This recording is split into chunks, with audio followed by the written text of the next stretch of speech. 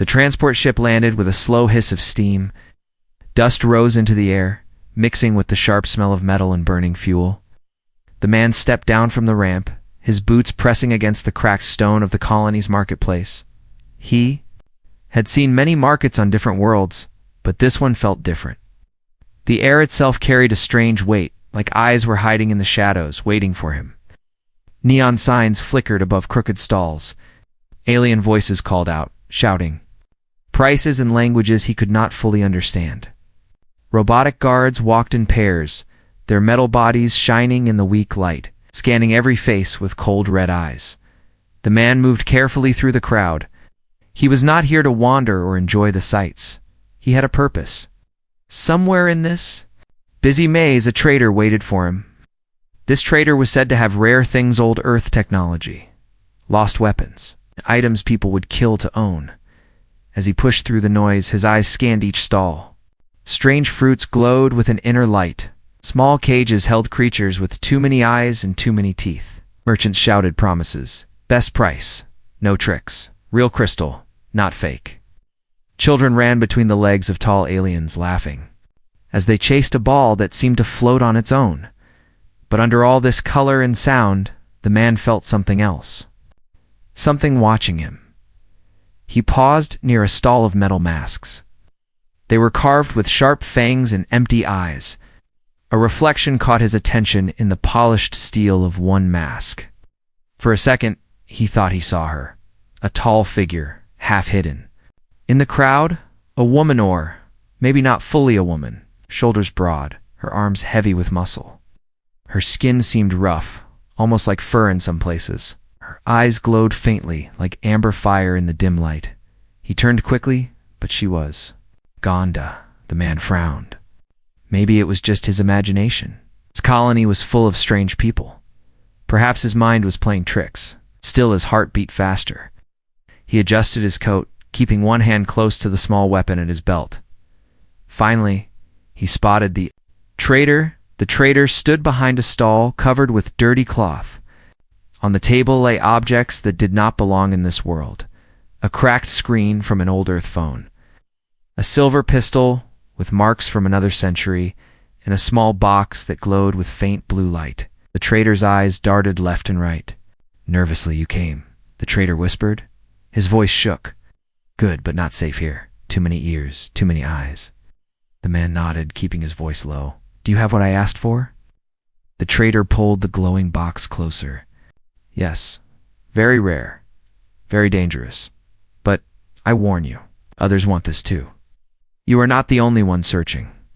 The man leaned forward. He was about to speak again when the hairs on his neck stood up. That feeling was back. The marketplace was. Still busy, but it felt like the crowd was fading away, like sound itself was growing thinner. He could almost hear her breath. Slowly he looked to the side, and there she was. This time there was no mistake. The Beastwoman stood at the edge of the crowd. She did not move, did not blink. Her eyes locked on him with strange intensity. Was taller than anyone around her, and even in the dim light, her sharp teeth caught a glimmer. Her long arms ended with claw-like fingers, and her chest rose and fell slowly. Like a predator controlling its breath, no one else seemed to notice her. The merchants kept shouting, the children kept running, but to the man, it felt like the entire market had gone silent. The trader followed his gaze. When he saw her, his face turned pale. He quickly pulled the cloth over his table. You must leave, he hissed. Now she is watching. Do not anger her. Who is she? The man asked, his voice low, his hand still near his weapon. The trader shook his head violently. Not here. Not now. Do not speak of her. Go. The Beastwoman tilted her head slightly, her amber eyes glowing brighter. For a long second, she did nothing. Just watching. Just waiting. The man forced himself to turn back to the trader. Finish the deal, he said. I didn't come all this way for nothing. But when he turned again, she was gone. The crowd pressed around him, voices rising, laughter and shouting returning like a wave of sound. But his heartbeat was still fast. His mouth was dry. He knew the truth. She had not disappeared. She was still there, somewhere close, hiding in plain sight. Watching, the man closed his hand into a fist and whispered to himself, "This market is not safe." He could feel it deep inside. This was only the beginning. The man stayed close to the trader's stall, but his mind was not on the deal anymore. His eyes searched the marketplace, scanning every corner, every shadow. The Beastwoman's stare still burned inside his head. It was not just curiosity. Her look had weight, almost like judgment. The trader leaned forward, whispering fast, his hands trembling. "Do not stand here too long. She saw you. That is enough. You should leave before nightfall." The man narrowed his eyes. "Who is she?" The trader's lips pressed into a thin line, shook his head. "You ask too many questions." "Woman, she is not like others. She chooses who to follow. Once she looks at you, she does not forget. Many tried to run, and none escaped." The words hung heavy in the air. The man pulled his coat tighter. His instincts told him not to trust strangers. But the fear in the trader's voice felt real. A group of alien children ran past, laughing loudly, and when they passed the stall, their laughter broke. One child glanced at the man, then whispered to the others. They all ran faster, their eyes wide, as if they knew something he didn't. The man's heartbeat quickened. The trader began packing his goods with shaky hands. "I cannot sell to you now. It's too dangerous. She has already chosen you. Please go." "Before others notice?"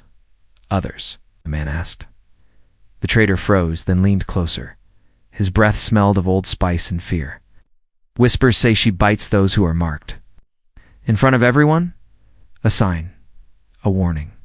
When she does it, the market remembers. No one forgets." The man's jaw tightened.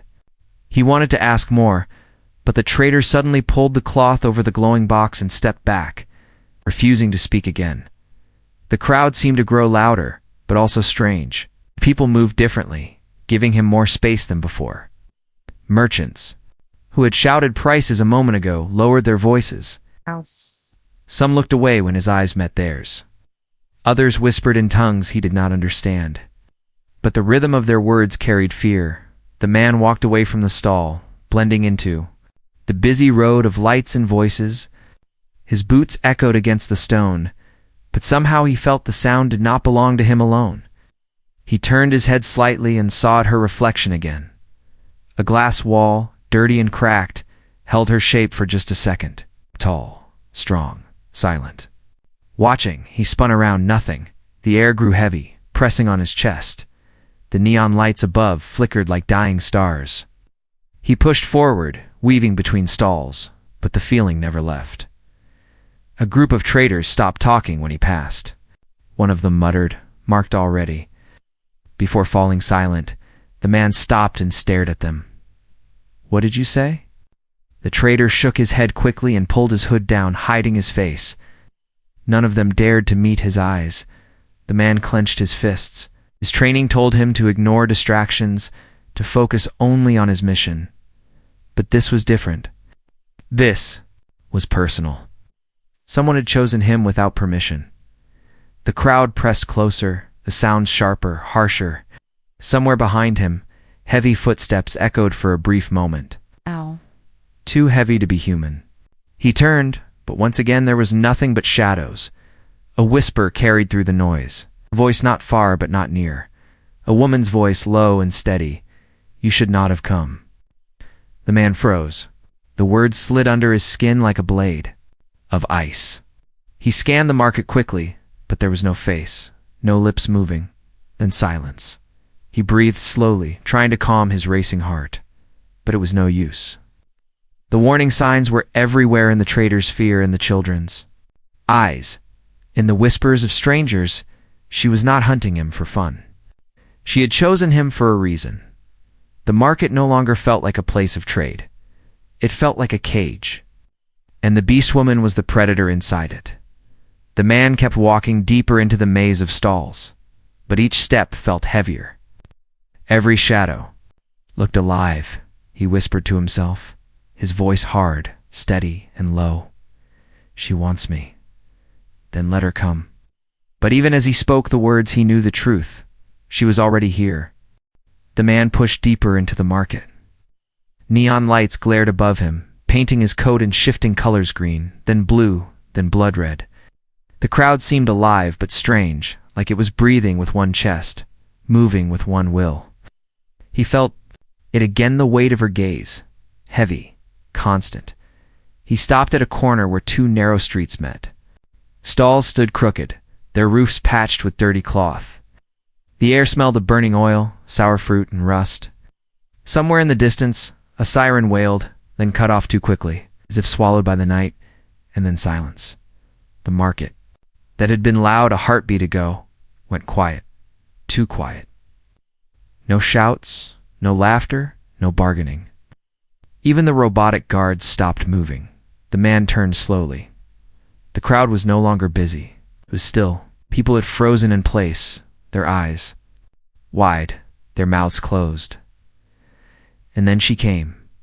The Beastwoman stepped out from between two stalls, her head rising above the crowd, her shoulders broad, her arms scarred, her claws long enough to cut through steel. She walked with slow, heavy steps, each one echoing in the silence. Her amber eyes locked on him and did not waver. The crowd parted without a word. Merchants pulled their children closer. Aliens lowered their heads. Even the robotic guards looked away, as if their programming understood fear. She stopped only a few feet from him. The man kept his stance strong, his hand near his weapon, but his breath slowed. Her presence was like a storm pressing against his skin. Her nose twitched as she leaned closer, sniffing the air like an animal. She circled him once, her claws dragging lightly against the stone floor, leaving thin white lines behind. The man stayed silent. He knew showing weakness would be dangerous. Finally, she spoke. Her voice was deep, rough, yet clear enough for everyone to hear. "You speak to traitors," she said. "Two thieves, two liars. Do you know who they are?" The man said nothing. Her lips curled back, showing sharp teeth. "It's kind," she growled, pointing a claw toward the traitor's stall behind him. "Destroyed my world. Burned our forests. Sold my people like cattle, and now you deal with them." The words cut deeper than her claws. The traitor himself had vanished, leaving his stall covered. He wanted no part in this. The man straightened. "I don't answer." "Two strangers," he said, his voice cold. Her eyes narrowed. "You will answer to me." The crowd stirred, whispers racing through them like fire.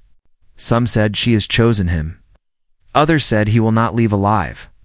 The Beastwoman stepped closer, her face inches from his. I could smell the wild scent of her breath, hear the slow rumble in her chest.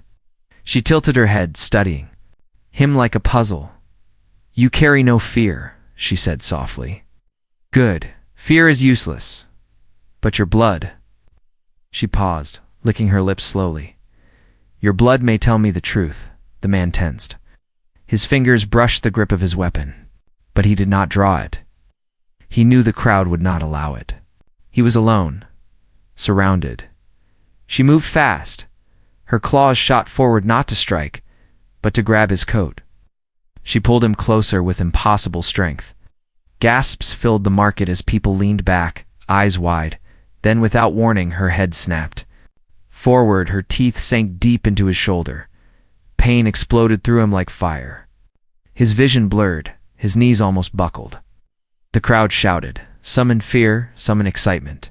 She held him in place as she bit, her claws pinning his arms. It was not just a wound. It was something else, something spreading inside him. Energy, something alive crawling under his skin.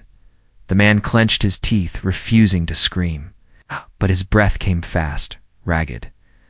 His vision swirled with strange shapes, strange stars, flashes of unknown worlds. Finally, she pulled back. Blood dripped from her teeth, but her eyes glowed brighter than before. She turned to the silent crowd and roared, "He is marked." The word echoed through the market, bouncing off every wall. Every heart gasps, whispers, fear. The robotic guards stepped back. Mothers covered their children's eyes. Merchants bowed their heads. The Beastwoman released him, letting him stumble. His legs were weak, his shoulder burning with unnatural fire. She stood tall, her claws dripping red. "Now," she said, her voice heavy with certainty, "everyone will watch him. Everyone will remember." And just like that, she stepped back into the shadows. The crowd did not move. Not yet. All eyes were still on him. The man touched his wound, his fingers coming away wet with blood. His heart thundered, his vision still swimming. He looked at the people around him. None dared to help. None dared to speak. He whispered under his breath, almost to himself, "What has she done to me?" The marketplace, still silent, seemed to whisper back with one voice, "She has chosen you." The man staggered back, clutching his shoulder. His breath came hard and fast, as if the air had suddenly turned to fire. The place where her teeth had sunk into him pulsed with strange heat. It was not normal pain. It spread like lightning through his veins, reaching into every corner of his body. The marketplace around him seemed unreal. The crowd that had once been noisy now stood frozen. Their eyes were wide, their faces pale, their lips whispering words too soft to understand. They were afraid of him, not her. The Beastwoman still stood close, her mouth stained red, her amber eyes glowing brighter. She raised her clawed hand high and shouted, her voice like thunder across the silent stalls, "He is marked." The crowd gasped again. Some turned away. Others pressed closer, not in bravery, but in morbid curiosity, as if they had just witnessed a prophecy. The robotic guards looked uncertain, their scanners flickering as if unable to decide whether to attack him or step aside. The man tried to steady his body, but the heat spread faster. His knees trembled. His hand pressed against the wound, but the blood was not normal. It glowed faintly like liquid fire. "What? What have you done?" he managed to whisper. The Beastwoman leaned down, her voice low, but sharp enough for him alone. "I have given you the test. You survive, or you break. Either way, all will see." Her eyes did not show pity, it's only certainty. And then, without warning, she stepped back into the crowd. The people parted like water, letting her vanish into the shadows of the market. The man was left alone. His vision shook. The stalls around him bent and twisted, their colors too bright, too sharp. He could hear things he should not have been able to hear: heartbeats, breaths, whispers at the edge of the crowd. His senses screamed with new strength, but his body felt like it was tearing apart. He stumbled forward, bumping into a table stacked with glowing fruit. The merchant flinched and backed away, not daring to help. The fruit rolled to the ground, their skins bursting open with sharp blue light. The people nearby gasped, but did not move closer. The whispers grew louder. "She chose him. No human survives. Maybe he is the one."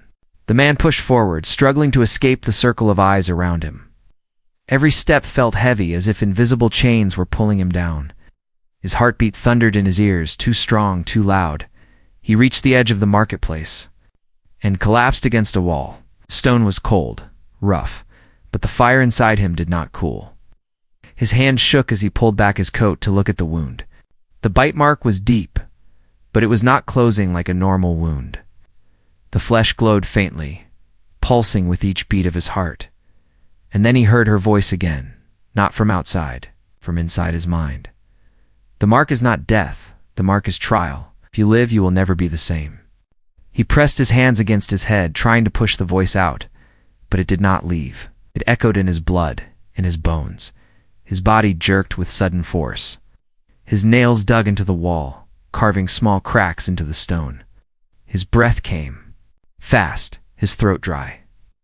For a moment, his vision shifted, and he saw the world in strange new detail, every grain of dust in the air. Every heartbeat in the market, every drop of blood in his own wound. The power was there, waiting. But it scared him more than the pain. A group of merchants passed by.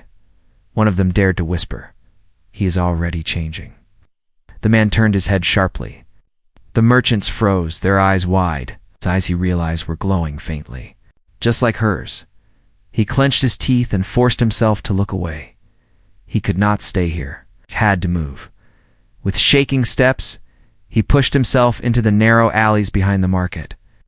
Trash, Broken machines and rusted pipes lined the walls. He stumbled, leaning against the cold metal. His breath echoed in the dark alley. Too loud, too human. But he was not fully human anymore. His wound throbbed again, sending a fresh wave of fire through his body. His knees buckled and he fell to the ground. The world spun around him, the alley twisting like a nightmare. He closed his eyes, his voice a whisper only he could hear. "What did you put inside me?" The answer came not from the air, but from the pulse in his blood. Not poison, not curse, gift. Survive it. And you will know. His body shook violently, caught between weakness and strange power. And then dashed blackness, the man collapsed, unconscious. The alley went silent, except for the soft glow from his wound, pulsing like a second heartbeat, and in the distance, hidden in the shadows, the Beastwoman watched. Her eyes burned bright as fire. A low smile curved her lips. "He will rise," she whispered, "or he will burn." The man woke to the sound of dripping water, his eyes opened slowly. First, the world was a blur of dark shapes and pale light. He lay on the cold ground of an alley, his body stiff, his throat dry. For a moment he thought the market had been a dream, but then he felt the wound. It burned. He sat up slowly, his hand pressing against his shoulder. The bite mark glowed faintly in the darkness like hot coal under his skin. Each pulse of light came with a pulse of pain, but it was not just pain. Anymore it was something else. Something alive. His ears twitched, froze. Drip, drip. The water from a broken pipe fell onto the ground nearby. But he did not just hear the sound. He heard the rhythm, the small splash, the echo bouncing against the wall. He heard it so clearly, as if the drop had fallen inside his own head. He turned his head slowly, and his eyes. I've made not too much. Every crack in the wall, every grain of dust in the air, every movement of the smallest insect crawling near the trash, he saw it all. The world was too sharp, too detailed. He closed his eyes, shaking his head. No, this isn't real. But the world did not change. The man stumbled to his feet. His legs felt heavy yet strong. His body ached, but there was also energy, wild, restless energy moving through him like electricity. He reached for the wall to steady himself.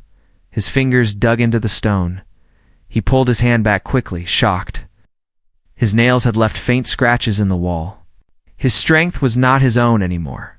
A noise came from deeper in the alley. Footsteps. The man turned fast, his body reacting before his mind. His heart raced, but it was not fear, it was something closer to hunger. His vision sharpened on the shadow moving between the trash piles. A scavenger rat crawled out, its red eyes shining in the dark. It sniffed the ground, searching for scraps. The man's chest tightened. His breath quickened.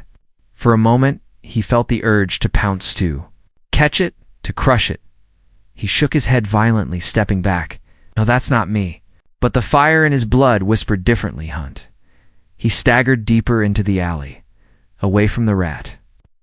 The pain in his shoulder flared again, spreading heat into his chest, his arms, his throat. His skin itched as if something beneath it wanted to break free. He collapsed against another wall, gasping for air. Then the visions came, flashes, a forest burning under alien skies. Creatures like the Beastwoman running, screaming, fighting against armored soldiers, chains snapping, tearing through metal, and above it, all the same glowing eyes he had seen in her. He grabbed his head, gritting his teeth. Get out of my mind. But the visions did not stop. They grew stronger, sharper. He was not just watching, he was inside them. Felt claws in his hands, blood in his mouth, fire in his chest. He screamed. Psst. The sound was not fully human. Echoed down the alley, carrying a deep growl under the cry.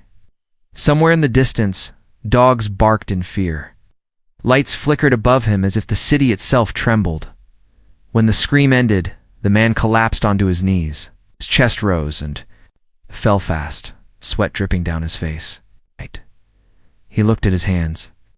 His nails were longer, sharper. His veins glowed faintly under his skin, and his reflection in a broken piece of glass, nearby amber eyes. He staggered back. breathing hard, his hands trembled, but the glow in his eyes did not fade. The Beastwoman's voice echoed inside his head once more. Calm, certain. Now you carry my mark. It will change you, survive, or die screaming. The man punched the wall in anger, leaving a crack across the stone. His breath came in sharp bursts. He did not want this, did not ask for this. But the fire inside him did not care. It wanted more. The man looked at the dark sky above the alley. Somewhere beyond it, ships left orbit. Traders, smugglers, slavers, all of them, living their lives while he burned from the inside. He whispered to himself, voice low, trembling with both fear and rage, I will not die here.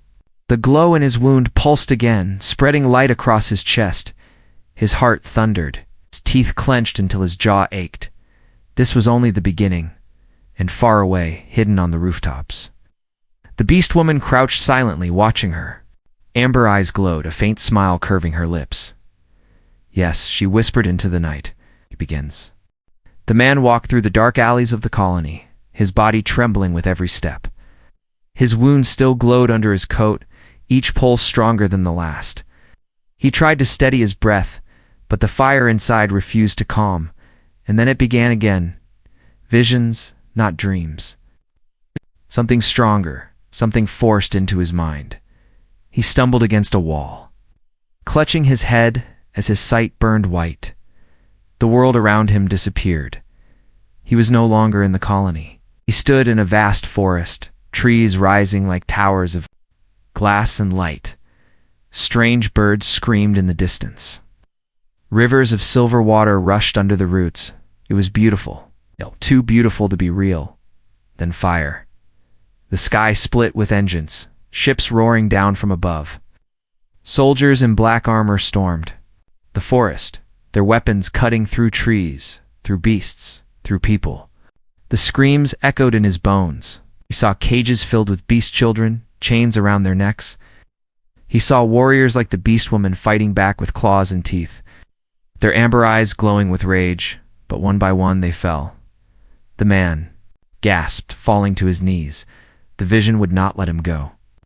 His hands shook as he saw the last stand, a woman, taller than the others, her teeth sharp, her claws broken. She carried the same fire in her eyes as the Beastwoman he had met. She raised her voice and shouted, Our mark will live.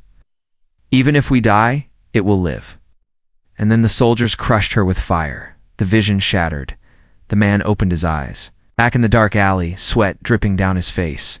His breath was sharp, fast. His body trembled, but his mind burned with new truth. The Beastwoman's voice echoed inside him again, steady and calm. Now you see, my people were broken, taken, sold, but not destroyed. We live through the mark. Only the strong survive it. The man staggered forward, his voice weak but angry. Why me? Why choose me? The voice answered. Because you are not innocent. You bargain with the same traders who sold us. You walk the same markets where we were chained, carry the blood of those who allowed it. The man clenched his fists. I am not them. I'm not a slaver. Perhaps not, she replied. But your kind has debt. The mark tests if you are different. If you are worthy, slammed his fist into the wall, cracking it. I didn't ask for this. For a moment there was silence, only the sound of his heavy breathing. Then the voice whispered, softer this time. None ever ask. But without the mark, my people would already be dust. The man slid down the wall, sitting on the cold ground. His thoughts swirled. The visions felt too real, too sharp. They were not stories. They were memories, hers, or maybe the memory, of her entire people. And now they lived inside him. He touched the wound again. It still glowed, but the pain was different now. Less fire, more weight, like carrying another life in his blood. Footsteps echoed at the mouth of the alley. The man snapped his head up, his senses sharp. A figure appeared, tall and broad, her. The Beastwoman stepped out from the shadows, her amber eyes glowing faintly. In the dark, he pushed himself to his feet, his fists tight. Stay back. But she did not attack. She stood still, her breath calm. You saw it, she said. Her voice was no longer just refit, carried something older, heavier. The truth of my people. Now you understand. The man's jaw tightened. You forced it into me. She tilted her head slightly. The mark chooses what to show. You survived the first night. That means you are strong enough to carry it. The man took a step closer, his voice low. Why? Why show me all of this? Eyes narrowed, because the war never ended. The traders still rise, the slavers still hunt, and we are too few. We need weapons. We need carriers of the mark, and now you are one of them. The words cut into him deeper than the bite itself. He shook his head. No, I don't belong to you. I don't belong to your war. The Beastwoman let out a low growl, not of anger, but of warning. You do not choose the war. The war has already chosen you. The man's chest rose and fell quickly. His wound pulsed again, sending a wave of fire into his blood. He felt his claws begin to push through his nails. His eyes glow brighter in the dark. He tried to fight it, but the power was already inside him. He whispered to himself, almost pleading, I just wanted to survive. The Beastwoman's gaze hardened. Survival is no longer enough. The mark does not let you live small. It demands more. You will fight. You will burn. The alley fell silent again. The man stood frozen, caught between fury and fear, between his old life and the new fire inside him. For the first time, he realized the truth. He was no longer just himself. He was carrying a war inside his blood. The man stood in the alley, his body trembling. The wound on his shoulder pulsed brighter than ever, glowing through his coat like a second heart. Every beat pushed new strength into him, wild and dangerous. His breath came fast, fogging in the cold night air. The Beastwoman stood a few steps away, her glowing eyes locked on him. She was calm, steady, as if she had already seen the ending. You feel it now, she said. The fire, the hunger, the power. But the mark does not wait. It grows inside you every hour. The man clenched his fists, his nails sharp against his skin. I don't want it. I never asked for it. Her lips curled into a low growl. Want? That does not matter. You carry it now. You cannot throw it away. You can only choose how to use it. The man's chest heaved. His mind burned with anger, fear, and something else, something darker. Every sound around him was too clear, every smell too sharp. He could hear the blood moving in her veins, the beating of her heart. He could feel the way his own muscles begged to move, to fight, to tear. Why me? He whispered. Why not someone else? The Beastwoman's gaze hardened, because the mark saw strength in you, because you do not break easily. You are human. And yet you are not afraid to walk where death waits. He shook his head violently. I am not your weapon. She stepped closer, her shadow covering him. Then you will be your enemy's weapon. The traders will hunt you. The slavers will cage you. They will see the glow in your blood, and they will know what you are becoming. And when they come, what will you do? Hide, beg, die. Her words cut deep. He saw flashes in his mind against ships, burning through skies, cages closing around screaming children, fire swallowing forests. He saw his own face inside those visions, marked and glowing, hunted like prey. The man gritted his teeth. I will fight them, but I will fight for myself, not for you. The Beastwoman tilted her head. Fight for yourself and you will die. The mark is not for one life, it is for a people. For a war that does not end. His body shook with rage. He slammed his fist against the wall, cracking the stone. I don't care about your war. The sound echoed down the alley. For a long moment, neither moved. Then the Beastwoman's voice dropped low, almost a whisper. Then the war will care about you. The mark does not let you walk away. Suddenly, the wound on his shoulder blazed with light. The fire spread through his body in waves, forcing him to his knees. His hands dug into the stone ground, leaving claw marks. His throat opened in a roar that was no longer human. The crowd at the far end of the alley gasped. Some had followed, curious to see what became of the man she had bitten. Now, they saw. His transformation, his glowing eyes, his claws tearing into stone, its roar shaking the air. The beast woman looked down at him, her expression unreadable. This is your choice. Embrace it and stand beside me. Resist it and let it kill you. There is no third path. The man forced himself back to his feet, chest heaving, his eyes burning with light. He stared at her, hatred and fire mixing inside. I don't belong to you, he growled. I belong to no one. The beast woman's eyes narrowed, but there was a trace of something else. There a spark of respect. Then prove it. Survive the mark alone if you can. The crowd whispered again. Some voices carried fear. Others carried awe. Maybe he is the one. He won't last the night. The man turned his gaze toward the sky above the alley. A trader's ship was rising, its engines roaring as it left orbit. His fists tightened. His blood pulsed with fire. His future no longer looked human. He whispered to himself, voice low but steady, my story has just begun.